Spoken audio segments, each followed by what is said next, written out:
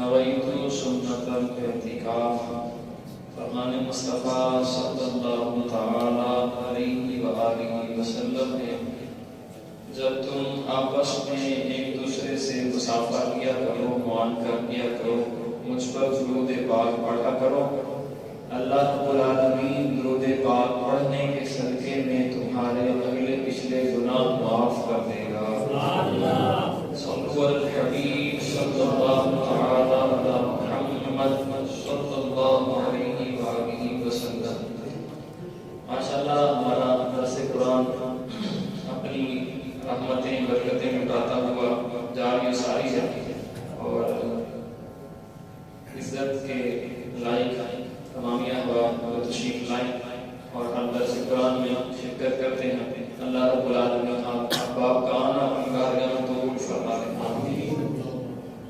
قرآن عظیم کی عظمت میں ہے، اللہ تعالیٰ نے جو عظمت اور شان قرآن مجید کو عطا کی ہے وہ کسی اور کلام کو نہیں کی۔ جو عظمت اور شان اللہ نے قرآن مجید کو عطا کی ہوئی ہے وہ کسی اور کتاب کو نہیں ملی۔ جو شان اللہ نے قرآن کو دی ہے، سب سے بڑی شان تو یہ ہے اس قرآن کو اپنے محبوب پر نازل کیا۔ یہی سب سے بڑی عظمت و شان ہے کہ اس قرآن کو اللہ نے اپنے محبوب پر نازل فرمایا، اور ہمارے لیے یہ انعام ہے کہ اللہ نے قرآن کو ہمیں عطا فرمایا۔ محبوب کے وسیلے سے اللہ نے قرآن کو ہمیں عطا فرمایا۔ بتاتے ہیں وہ کسی اور کلام کو حاصل نہیں ہوئی۔ یہاں قرآن پاک کی عظمت کے بارے میں اللہ خود قرآن میں کیا فرما رہا ہے۔ قرآن کریم میں اللہ تعالیٰ کی واضح دلیل اور اس کا نازل کیا ہوا نور ہے۔ ارشاد باری تعالیٰ ہے، یا ایھا الناس قد جاءکم برہان من ربکم وانزلنا الیکم نورا مبینا۔ سورۃ النساء کی آیت نمبر 73 کے اندر 74 کے اندر یہ فرمایا اللہ رب العالمین نے۔ ترجمہ عبد العرفان اس کا ہے، اے لوگو بے شک تمہارے پاس تمہارے رب کی طرف سے واضح دلیل آ گئی۔ تمہارے پاس تمہارے رب کی طرف سے واضح دلیل آ گئی۔ کون سی دلیل آ گئی؟ ہم نے تمہاری طرف روشن نور نازل فرمایا۔ روشن نور سے مراد اللہ کا قرآن مجید ہے۔ یہ جو قرآن پاک ہم پڑھتے ہیں، ہمارے بچے پڑھتے ہیں، بچوں نے سینوں میں اپنے یاد کر کے سینوں میں رکھا ہوا ہے، تو یہ کیا ہے؟ اللہ کی روشن کتاب ہے، روشن نور ہے جو اللہ رب العالمین نے محبوب کے وسیلے سے ہم سب کو عطا کیا۔ آج ہماری سورۃ بقرہ کی آیت نمبر 4 ہے، جس کا ہم ترجمہ و تفسیر سماعت کریں گے۔ آئیے اس کی قرآن پاک کی تلاوت فرما لیتے ہیں۔ توجہ کے ساتھ قرآن پاک کی تلاوت کو سماعت کیا کریں، اور نہایت توجہ کے ساتھ اس کے ترجمہ و تفسیر کو بھی سماعت کیا کریں۔ کوشش کیا کریں کہ اس کو یاد کر کے عمل بھی کیا کریں۔ سورۃ البقرہ کی 4 آیت میں رب کریم فرماتا ہے، والذین یؤمنون بما انزل الیک وما انزل من قبلک وبالآخرۃ هم یوقنون۔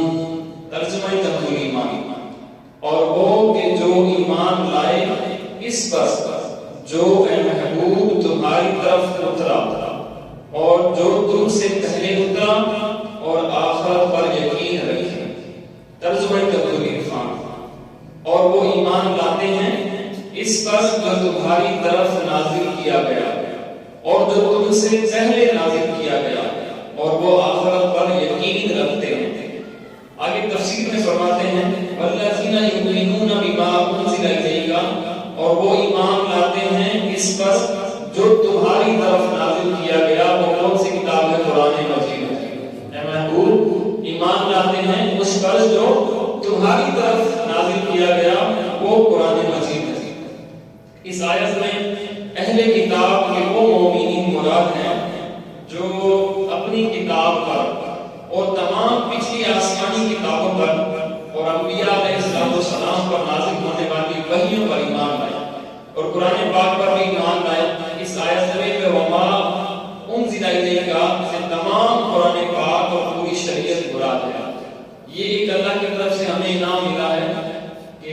کم و بیش 1,24,000 پیغمبر رسول انبیاء تشریف لائے ہیں، اور واحد حضور کی امت ہے جو سارے انبیاء کو بھی مانتی ہے، ان پر جو وحییں جو کتابیں نازل ہوئی ہیں ان پر بھی یقین رکھتی ہے۔ ہم کسی کتاب کا انکار نہیں کرتے، ہم یہ مانتے ہیں اللہ کی کم و بیش 1,24,000 پیغمبر تشریف لائے، رسول نبی تشریف لائے، لیکن جب ہمارے نبی آ گئے پھر ہمارے نبی کی شریعت چلی، لیکن ہمارا یقین کیا ہے کہ سب پر یقین ہے، ہمارا ایمان کیا ہے کہ سب پر ایمان ہے کہ سارے صحیفے، ساری وحییں، ساری کتابیں نازل ہوئی ہیں، تو اللہ رسول کے صدقے ہم اس پہ ایمان لاتے ہیں، لیکن عمل ہم اپنے مصطفیٰ کی شریعت پر کریں گے، عمل ہم اپنے مصطفیٰ کی شریعت پر کریں گے۔ آگے سماعت کیجیے، یاد رکھیے کہ جس طرح قرآن پاک پر ایمان لانا ہر مکلف پر فرض ہے، اسی طرح پہلی کتابوں پر ایمان لانا بھی ضروری ہے۔ تورات ہو، انجیل ہو، زبور ہو، ہم اس پر ایمان ضرور لاتے ہیں، لیکن عملی طور پر قرآن مجید کو فوقیت دیتے ہیں، کیونکہ یہ ختم نبوت کے تاج والے آقا پر نازل ہوئی ہے۔ اب یہ جو پہلی کتابیں جو گزشتہ انبیاء کرام علیہ السلام پر نازل ہوئی، البتہ ان کے جو احکام ہماری شریعت میں منسوخ ہو گئے ہیں، حضور کے آنے سے جو احکام منسوخ ہو گئے ہیں ان پر عمل درست نہیں ہے۔ مطلب جو پہلی کتابوں میں احکام جاری کیے گئے تھے، حضور نے آ کر ان کو منسوخ کر دیا، ہمارے لیے وہ ختم، پھر ہم اس پہ عمل کریں گے جو نبی پاک علیہ السلام کی شریعت کے مطابق۔ مثال کے طور پر پچھلی کئی شریعتوں میں بیت المقدس قبلہ، بیت المقدس کیا تھا؟ ہم کہتے ہیں بیت المقدس ہمارا قبلہ تھا، ہمارا یقین ہے نا جی، ہمارا یقین ہے کہ بیت المقدس ہمارا قبلہ تھا، لیکن اب ہمارا قبلہ کعبہ ہے، کیونکہ مصطفیٰ کریم علیہ السلام آ گئے اور حضور کے دل کی خواہش ہوئی نماز عصر کے اندر کہ اللہ یہ ہمیں تانے دیتے ہیں کہ رسول بھی نیا آیا ہے تو قبلہ بھی نیا ہونا چاہیے۔ حضور نماز میں کھڑے ہیں اور نماز میں ہی خیال آتا ہے، اور پھر اللہ اپنے قرآن کو نازل فرماتا ہے، محبوبہ جدھر تو منہ کرے گا قبلہ ادھر ہی ہوتا ہے، جدھر تو منہ کرے گا۔ دیکھیں اللہ اپنے محبوب سے کتنا پیار کرتا ہے، اور محبوب کے صدقے اللہ اپنے محبوب کی امت سے بھی بڑا پیار کرتا ہے۔ تو ہمارا یہ یقین ہے، ہمارا ایمان ہے کہ بیت المقدس ہمارا قبلہ اول تھا، اور چاہے اب اس کے پابندیاں ہیں، لیکن انشاءاللہ تعالی حضور کے غلام انشاءاللہ بیت المقدس کو بھی آزاد کروائیں گے انشاءاللہ، کیونکہ وہ ہمارا قبلہ اول تھا، ٹھیک ہے۔ تو لیکن حضور نے جب اپنا چہرہ انور وہاں سے پھیر دیا، جس طرف پھیرا وہی ہمارا کعبہ بن گیا۔ اب پچھلی امت کے لیے وہی کعبہ بیت المقدس قبلہ تھا، لیکن حضور کے آنے کی وجہ سے وہ قبلہ منسوخ کر کے بیت اللہ کو ہمارا قبلہ بنا دیا ہے۔ تو اسی طرح ہمارا ایمان اور یقین ہے، لیکن ہم بیت المقدس کی طرف منہ کر کے نماز نہیں پڑھ سکتے، لیکن ایمان کیا ہے ہمارا کہ وہ ہمارا قبلہ تھا۔ تو اسی طرح جو بھی حکم نبی پاک علیہ السلام کے آنے سے ہوئے تو ہم حضور کی شریعت پر عمل کریں گے۔ نیز یہ بھی یاد رکھیں کہ قرآن کریم سے پہلے جو کچھ اللہ تعالیٰ نے اپنے انبیاء علیہ السلام پر نازل فرمایا، ان سب پر اجمالاً ایمان لانا فرض عین ہے، کہ اس کو یہ فرض عین ہے کہ اس کو سمجھنا کہ اللہ نے موسیٰ علیہ السلام کو جو معجزے دیے تھے وہ واقعی صحیح تھے، یہ ایمان رکھنا۔ حضرت عیسیٰ علیہ السلام کو جو معجزے دیے وہ بھی ایمان، اس پہ ایمان رکھنا، ہر نبی کو جو کچھ ملا اس پہ ایمان رکھنا، یہ ہمارے لیے فرض عین ہے۔ یعنی یہ اعتقاد رکھا جائے کہ اللہ تعالیٰ نے گزشتہ انبیاء علیہ السلام پر کتابیں نازل فرمائیں اور ان میں جو کچھ بیان فرمایا سب حق ہے، یہ ہمارا یقین ہونا چاہیے۔ قرآن شریف پر یوں ایمان رکھنا فرض ہے کہ ہمارے پاس جو موجود ہے اس کا ایک ایک لفظ اللہ تعالیٰ کی طرف سے ہے اور برحق ہے، بقیہ تفصیل جاننا فرض کفایہ ہے۔ اب یہ بھی کہیں گے کہ یہ ہمارے لیے فرض عین ہے کہ ہر کتاب کا ماننا، ہر انبیاء ہر رسول کو ماننا، تو تو ہم اس کے بارے میں ہمیں پڑھنا بھی چاہیے. تو یہ پڑھنا چاہیے، یہ فرض کفایہ ہے. جس طرح جنازہ فرض کفایہ نہیں، ایک کوئی پڑھ لے گا تو سب کی طرف سے ہو جائے گا. تو اس کے لیے فرماتے ہیں کہ اس کے لیے عوام چاہے تو پڑھ لیں، ورنہ علماء کرام نے اس کو پڑھا. علماء نے پڑھ کر فرض کفایہ کو مکمل کر دیا کہ وہ ہر کتاب پر ایمان لانا ہمارا کام ہے، اس کو پڑھنا علماء کا کام ہے. وبالآخرۃ ہم یوقنون، اور وہ آخرت پر یقین رکھتے ہیں، یعنی متقی لوگ قیامت پر اور جو کچھ اس میں جزا اور حساب وغیرہ ہے سب پر ایسا یقین رکھتے ہیں کہ اس میں انہیں ذرا بھی شک و شبہ نہیں ہے کہ ہم آخرت میں بھی یقین رکھتے ہیں اور جزا اور حساب و کتاب پر بھی یقین رکھتے ہیں، ہمیں اس پہ کوئی شک و شبہ نہیں ہے. یہ مومنین کی نشانی میں سے ہے. اس میں اس بات کی طرف بھی اشارہ ہے کہ یہودیوں اور عیسائیوں کا آخرت کے متعلق عقیدہ درست نہیں ہے. ان کا عقیدہ درست نہیں ہے کیونکہ ان میں سے ہر ایک کا عقیدہ یہ تھا کہ ان کے علاوہ کوئی جنت میں داخل نہیں ہوگا. یہ یہودی اور عیسائی یہ عقیدہ رکھتے ہیں کہ ہمارے علاوہ جنت میں کوئی داخل نہیں ہوگا. جیسا کہ سورۃ بقرہ آیت نمبر 111 میں ہے، خصوصاً یہودیوں کا عقیدہ تھا کہ ہم اگر جہنم میں گئے تو چند دن کے لیے جائیں گے. یہ ان کا عقیدہ تھا. اس کے بعد سیدھے جنت میں، جیسا کہ سورۃ بقرہ کی آیت نمبر 80 میں ہے. اس طرح کے فاسد اور من گھڑت خیالات جب ذہن میں جم جاتے ہیں تو پھر ان کی اصلاح بہت مشکل ہوتی ہے. لیکن ہمارا یہ یقین ہے، ہمارا قیامت پر بھی یقین ہے، جزا اور حساب کتاب پر بھی یقین ہے، گناہ ہوں گے تو سزا پر بھی یقین ہے، اور اگر نیک بندہ ہوگا تو پھر جزا پر بھی یقین ہے. گناہ گار ہوگا تو اپنے گناہوں کی سزا کے لیے وہ دوزخ میں جائے گا، اس پہ بھی یقین ہے. اور جو نیک ہوگا اللہ کے حکم سے وہ سیدھا جنت میں جائے گا. ہمارا یہ یقین ہے، ہمارا یہ یقین ہے. تو اب قرآن پاک کی تلاوت کیا کریں، قرآن پاک کو ترجمے کے ساتھ پڑھنے کی کوشش کیا کریں. اب دیکھیں کچھ آپ قرآن کو صحیح درست نہیں پڑھ سکتے، لیکن قرآن سے محبت تو کیا کریں. اب ہم نے 2 درس قرآن میں عرض کی تھی کہ گھر میں جانا ہے، قرآن کو اٹھانا ہے، اس کو صاف کرنا ہے. تو کس نے قرآن کو اٹھا کر صاف کیا؟ کسی نے نہیں کیا ہوگا. سب نے ظاہر کیا پڑھتے ہوں گے آپ. ہمارا تو یقین ہے کہ آپ کو قرآن پڑھتے ہوں گے. یعنی پڑھتے ہوں گے، قرآن کی زیارت نہیں کرتے ہوں گے، پڑھتے بھی ہوں گے. تو گھر میں ویسے جا کر میں ایک بار قرآن پاک کو ضرور دیکھنا ہے. صحیح ہے، نیت کرنے ساتھ دیکھیں گے. قرآن کی زیارت کرنا، قرآن کی زیارت کرنا بھی باعث ثواب ہے.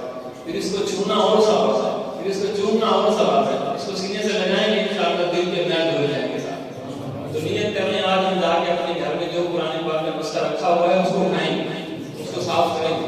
دیکھیے صاف کرنا ہمارا کام ہے. پھر رب نے اس کو ہمارے سینے میں ڈالنا یہ رب کا کام ہے. ایک بابا تھے وہ ہر وقت قرآن کو پڑھتے رہتے تھے نا، صبح سے شام تک بس انگلی رکھ کے نا ایسے پڑھتے رہتے. لوگ دیکھتے تھے ان کو یار بہت قرآن پڑھتے ہیں. لوگ ان کے سامنے قرآن نہیں پڑھتے تھے، ڈرتے تھے، کہتے تھے یہ پورا دن قرآن پڑھتے ہیں، نہ جانے ہم سے کوئی غلطی ہو گئی نا تو بابے نے پکڑ لیا. اتنا قرآن پڑھتے ہیں، صبح سے بیٹھتے ہیں قرآن پڑھتے کرتے. کسی نے ان سے پوچھا کہ بابا جی بہت قرآن پڑھتے ہیں، ہمیں بھی تو کچھ سنائیں. اس نے آنکھوں سے آنسو آئے. اس نے کہا مجھے قرآن نہیں پڑھنا تھا. تو وہ بولتے ہیں آپ صبح سے پڑھتے رہتے ہیں شام میں. اس نے کہا مجھے پڑھنا نہیں آتا، بس انگلی رکھ کے پھیرتا رہتا، انگلی رکھ کے پھیرتا رہتا. کسی نے کہا جی آپ وہ اس سے کیا ملے گا؟ تو وہ کہنے لگے بس میرا عقیدہ یہ ہے مجھے قرآن نہیں پڑھنا آتا، لیکن میں اسے پھیرتا رہوں گا. قیامت کے دن یہ میری بخشش کروائے گا. قیامت کے دن یہ میری بخشش کروائے گا. کہ یہ مجھے چھوٹا تو تھا، ٹائم نکال کے مجھے پکڑتا تھا، وضو کر کے پاک صاف کر آتا تھا. قیامت کے دن دنیا میں یہ مجھے ضرور پاک صاف کرے گا. اسی لیے بس میں پاک صاف ہوگا اس پہ مجھے رکھتا رہتا. تو بھائی جو لوگ نہیں پڑھتے وہ پھر قرآن کو اٹھا کے صفائی کر لیا کرتے، صاف کر لیا کرتے، چاہے وہ مسجد میں ہو چاہے گھر میں ہو. سب سے پہلی توجہ یہ ہوگی گھر میں جو قرآن ہے اس کو اٹھایا جائے. جب ہم نہیں اٹھائیں گے تو ہمارے بچے بھی نہیں اٹھائیں گے. ہمارے بچے بھی ہم نے ان کو بتانا ہے کہ حضرت یہ جو اونچی چیز پڑھی ہے نا یہ قرآن ہے. کیا ہے یہ قرآن ہے. اس کو چھوڑ دیا نا تو ہم قدر خوار ہو جائیں گے، ہم ذلیل و رسوا ہو جائیں گے. تو اس کو ہم نے تھام کے رکھنا ہے. چاہے اس لیے ایک قواعد نہیں پڑھنی. اچھا نہیں پڑھنا آتا تو آپ بابے والا نسخہ کر لیں، کوئی صاف کر کے انگلی پھیر کریں. یہ بھی تو باعث برکت ہے نا جی. حدیث شریف میں قرآن پاک کو چھونا بھی ثواب ہے. تو نیت کرتے ہیں انشاءاللہ تعالی ہم گھر جا کر جس کی وجہ سے ہمارے گھروں میں پریشانیاں نہیں آتی ہیں، جس کی وجہ سے بلائیں ٹل جاتی ہیں، آج ہم جا کر اس نسخے کو اٹھائیں گے، اس کو چومیں گے اور اس سے معافی بھی مانگیں گے کہ بھائی ہم نے بڑا عرصہ ہو گیا تجھے ہم نے دیکھا ہی نہیں، تو انشاءاللہ ہم روزانہ تجھے صاف کیا کریں گے، اس نیت سے صاف کیا کریں گے، ہم تجھے صاف کریں گے، تیرے صدقے اللہ ہمارے گناہوں کو ہم سے صاف کریں گے، یہ ہم کہیں گے، ہم اسے اپنا گواہ بنائیں گے۔ قیامت کے دن اتنا تو کہے گا کہ مالک اس کو آتا نہیں تھا قرآن پڑھنا، لیکن یہ آتا تھا، میرے سامنے کہتا تھا کہ بھائی میں تجھے صاف کر رہا ہوں تو میرے جسم سے میرے گناہوں کو صاف کر رہا ہے۔ اتنا تو کر سکتے ہیں، کر سکتے ہیں، ویسے سیکھنے میں تو کوئی بھائی نہیں ہے، ہم مشکل سے مشکل کام کر سکتے ہیں۔ انسان جو ہے نا، انسان دنیا میں سب کام انسان نے ہی کیے ہیں، عقل اور شعور تو رب نے دی ہے، لیکن کام کس نے کیے ہیں؟ آپ نے کبھی دیکھا ہوگا، کبھی بلڈنگ دیکھتے ہیں ایسے کرتے ہیں، اتنی لمبی بلڈنگ کس نے بنائی ہے؟ کس نے بنائی ہے؟ جہاز دیکھتے ہیں چل رہے ہوتے ہیں، آسمان میں اڑ رہے ہوتے ہیں، کس نے بنایا ہے؟ سمندروں کے اندر جہاز چل رہے ہوتے ہیں، کس نے بنایا ہے؟ یہ بڑی بڑی ٹرینیں کس نے بنائی ہیں؟ ایسی چیزیں کہ جو بغیر مشینری کے نہیں ہو سکتی، وہ بھی انسان بنا لیتا ہے۔ اب وہ بنا لیتا ہے تو پھر اللہ کا قرآن کیوں پڑھ سکتا ہے؟ یہ تو بدلتا ہوا پڑھ سکتا ہے۔ اگر ہم گلیوں کوچوں میں یا بازاروں میں گھنٹوں گھنٹوں گپے لگا سکتے ہیں تو پھر 5 منٹ قرآن کو بھی لے سکتے ہیں، اور یہ لینا بھی ہمارے اوپر 22 برکت ہوگا۔ تو آپ نے اب کوشش کرنی ہے، نیت کریں سارے جا کے قرآن کو صاف کریں گے، پہلے سے ہی صاف ہوتے ہیں، مزید کپڑا لگا کر اسے آپ نے کہنا ہے کہ ہم تجھے صاف کر رہے ہیں تو ہمارے گناہوں کو ہم سے صاف کر۔ اللہ رب العالمین ہماری اس حاضری کو قبول و منظور فرمائے، وآخر دعوانا الحمدللہ رب العالمین۔ ہماری تو مولا آج کی ہماری حاضری کو قبول فرما دے، رب کریمہ قرآن پاک کو نے پڑھا سنا، اس پر عمل کی توفیق عطا فرما، قرآن کے ایک حرف کے صدقے مولا کو ہمارے گناہوں کو ہمارے جسم سے پاک کر دے، ہماری روح کو بھی پاک فرما، ہمارے جسم کو بھی پاک فرما، ہمارے بیماروں کو